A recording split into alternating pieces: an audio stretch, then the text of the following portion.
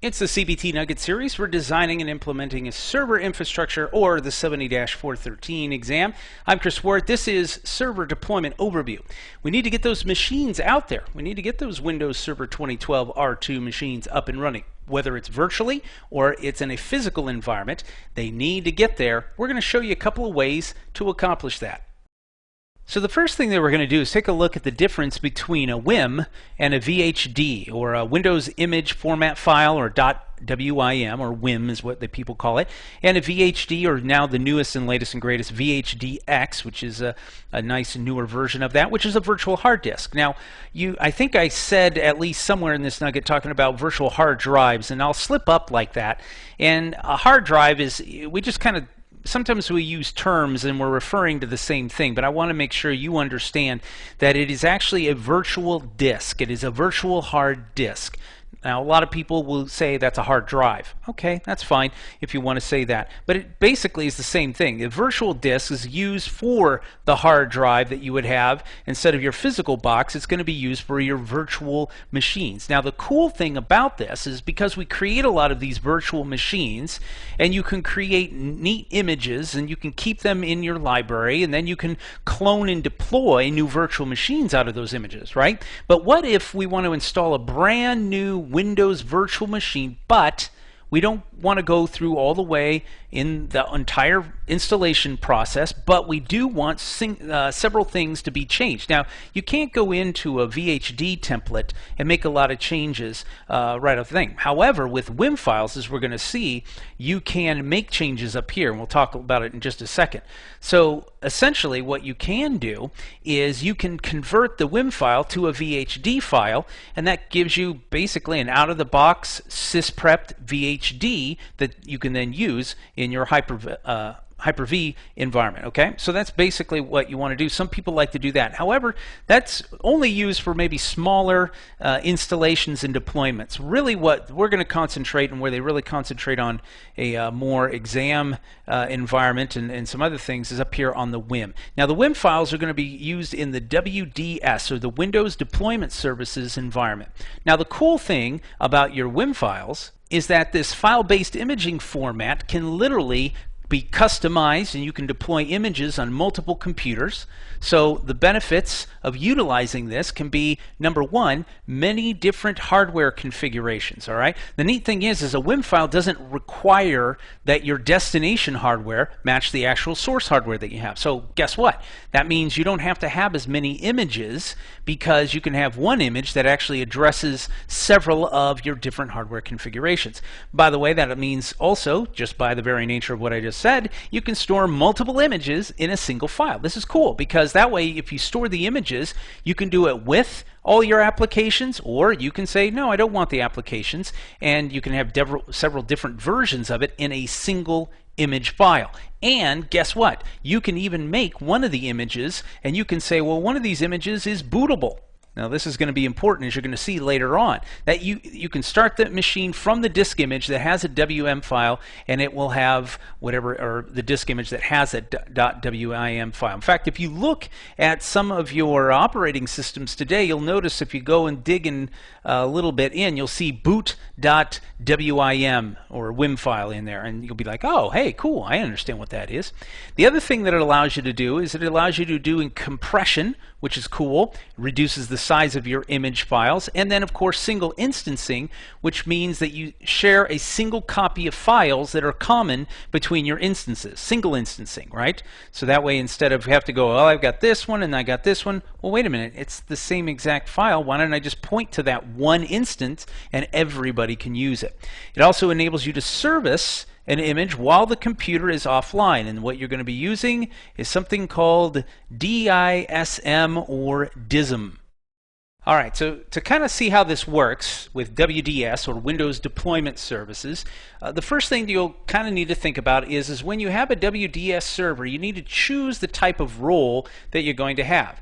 You can do full-blown WDS, or you can use transport. And by the way, you do this the same way. You go into Windows Server Manager, you go to Add Role, and then when you're adding WDS, it'll ask you, do you want to be a transport or a full-blown WDS? What's the difference? Well, the full-blown WDS is going to give you your PXE server or your PXE boot services. It also is going to give you the MMC tools that allow you to run and roll with this. You also get to have images, so your images can be stored and point to right here, and then it will allow you to do both the unicast and or multicast, which we'll talk about here in just a second. Okay. Now with the actual transport server rule, there are no dependencies. Okay, you're not going to need certain things for full ADS to work. You also are going to need, so there's going to be some things that you need, including Active Directory. Okay, so you're going to need Active Directory. You're going to need DHCP, because you're going to find out here in just a second. DHCP helps you in getting that set up, and then of course DNS. And which is kind of funny. Anytime you see Active Directory, pretty much count on the fact that DNS. Okay, and so that includes the PXE and the image server. Now, you also, if you don't want to use Active Directory, you can do what is known as standalone mode. Okay, and we'll talk about that in another nugget when we actually do some configuration with WDS, so we'll show you the differences there. But for the most part, we're going to be demoing with the Active Directory and how that all works. Now, here's what happens. Basically, you get in and the machine boots up and it says, all right, I need this boot image. So it starts off with this boot image that it needs, and the boot image is going to have this WinPE or pre-execution file. It's kind of like, it's very bare metal, very small, what you're trying to do right here. Now the boot image, of course, and we kind of mentioned this, is also able to do, there's many possibilities of what's happening here, and you can do some different configurations, or different images can use the same boot image. It then is going to obviously do DHCP, so here's our new server, dun, da, da, da, new server. It goes on out and it queries DHCP. Now, I always recommend that you run everything, the WDS itself, run on a separate computer. Don't run it on your domain controller because, as you're going to see, you're going to have a lot of traffic going in and out at certain times, and you might clear that. So basically, let's figure this domain controller over here has we'll say it has all these things. Okay, it's Active Directory, DHCP, and DNS. And so it gets an IP address, and then within one of the parameters of DHCP, it's going to say, PXE. And so PXE is going to say, this guy, this new server, needs to contact the WDS server. Dun, da, da, da. So it comes down here, it tells it how to get over here to the WDS server. Now once it gets there, it's going to say, all right, I need a boot image. And it's got the boot image, it's got that set up, right? And then the boot image will also point to an installation image. Now you can do a couple of things. You could have a separate image server that sits over here, but in this case we'll just say that everything is on the same box, the WDS server. Your images are all set up and ready to go. And so it'll go in there, the boot image will point to the fact that you want Windows 2012 R2 Data Center. And so, dun, da, da, da, off it goes, and now with its everything, it starts sending that over, it downloads it, and installs right here.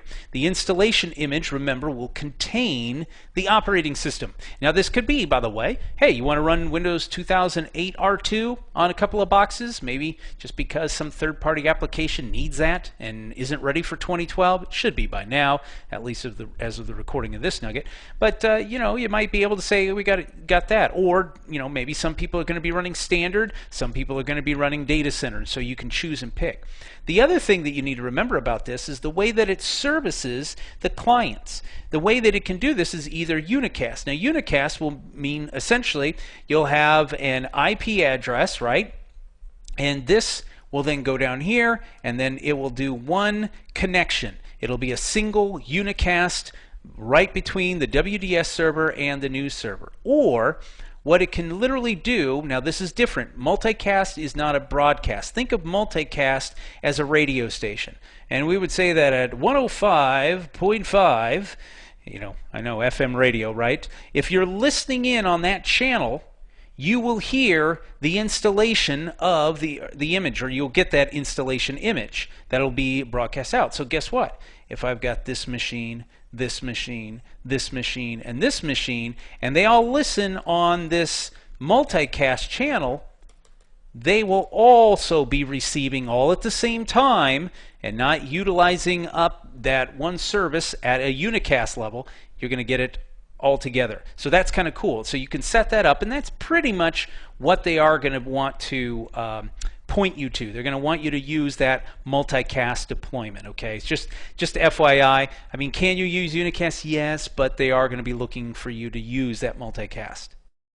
Now, in this overview, we really want you to concentrate also on some of the planning considerations that you need for Windows deployment services. We already mentioned this before, but are you going to do full Windows deployment services, full WDS on a server, or are you going to use transport server? Again, if you're going to use transport server, remember, you're going to have to find that PXE. You're going to have that PXE service out there, and you are going to need your images stored somewhere and be able to be pointed to. You also want to make sure that you have access. By the way, these are direct from Microsoft, their recommendation, access to at least one Windows domain deployment service, I should say, for every location in the environment that requires image deployments to a client.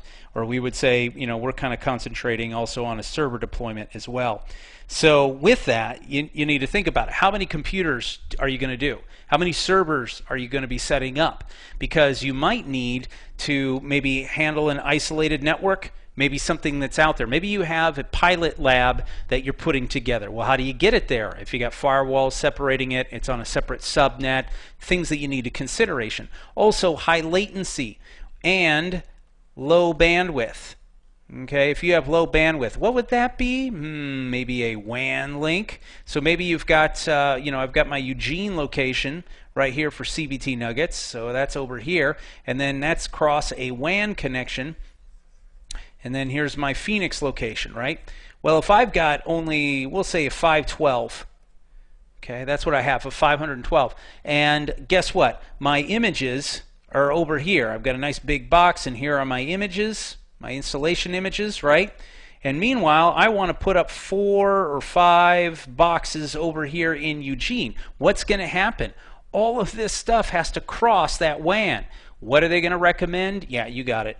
You're going to want to stick a WDS box right there. So think about that. What is the targeted amount of time that you need to get this up? What are the size and the number of images that you're going to need in each location? Because maybe Eugene is only going to be running 2012 and Phoenix is going to be running 2012 R2. Well, where do you need those images? Well, put the 2012 ones here and the R2 ones in here. So you can plan for this. The other thing that you're going to look at, of course, is ensure the file share fault tolerance. Now, whether it's a virtual or physical implementation, that just means that you need to make sure that obviously your virtual environment, your Hyper-V environment, is able to contact and be in, or I should say be in contact or able to connect to your Windows DS or WDS server. Okay. Now the file share fault tolerance. Anytime you see that, I want you to think DFS, distributed file system, right? Because think about it. You define a file namespace and multiple targets for your folders within that namespace.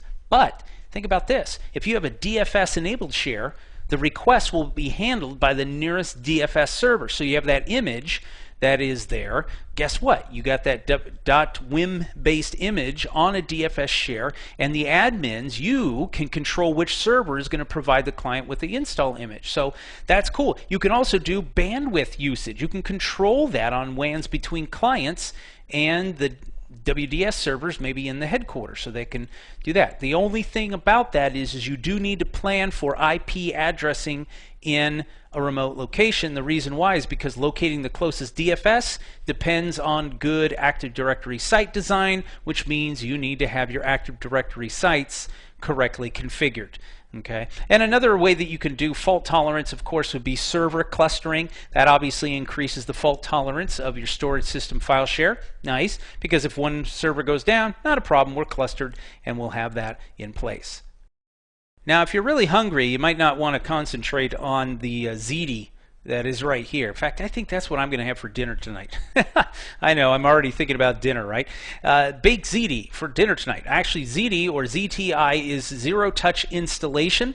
And the way that they have this set up is you are going to utilize both Configuration Manager, which is part of System Center, and MDT 2013. Remember, that is Microsoft's deployment toolkit. and that's the latest version is 2013, which is kind of cool. And one of the biggest improvements they made was to the UDI Wizard Designer, which is basically how you put together your deployment scenarios. Okay, so you make some changes in the Wizard Designer, you save it as a configuration file, and then as people come in, they can then select everything that they want to do there, which is kind of cool. So you use these two for a couple of things. You can use them for operating system installation. So you install a supported operating system that may be on a box that does not have an operating system.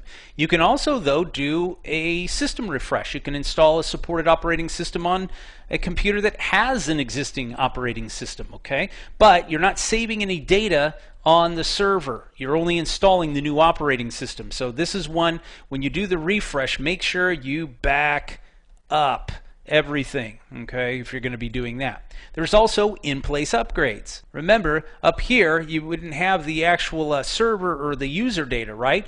Well, when you do an operating system refresh, sometimes you want to save the user's data on the system. So in-place upgrade allows you to do that. And so instead of backing up and then putting this over on another site and then having to refresh it and bring it back, you don't have to do that with an in-place upgrade. And then sometimes you want to just replace one guy's computer with a new computer. Maybe you've got one server that's out at your branch site and you buy a new box and you bring it on out, and then you just simply do what is known as a side-by-side migration. Okay, so basically you save the data off the old system, install the operating system on the new system, and then just restore the data to the new system. But that means that the old computer needs to be part of your System Center Configuration Manager client, and the new computer will then be linked to that old computer in Computer Association, which is part of, again, down here with Configuration Manager. Okay. Now, operating system deployment uses quite a bit of stuff here that you can do in System Center. Configuration Manager does a lot of different things. Okay, just understand that. But you can use Management Point, so that way, when they're deploying your existing servers, the instructions that the administrator creates are then copied to the management point.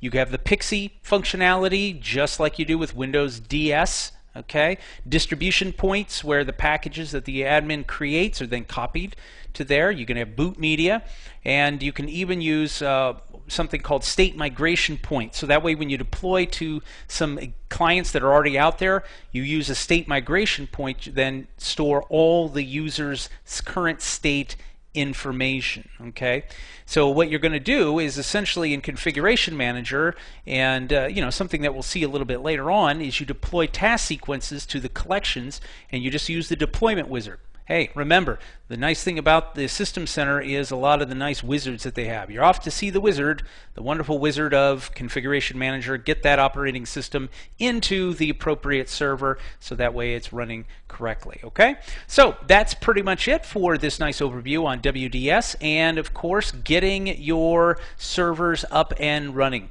I hope this has been informative for you, and I'd like to thank you for joining me.